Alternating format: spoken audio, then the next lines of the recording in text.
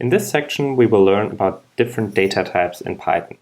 It might not be 100% correct from a theoretical point of view, but practically I found it very useful to distinguish between primitive data types and containers.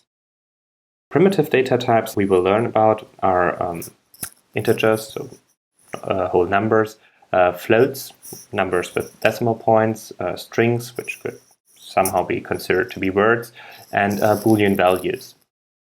Containers, on the other side, can be considered to be data types that contain a bunch of other data types.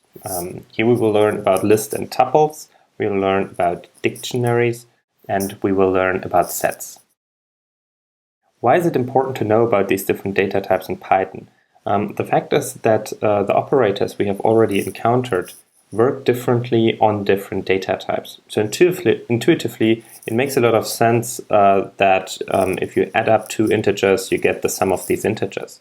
But you can also add an integer with a float. What happens then? The end result of what this operation actually produces depends on the different data types involved.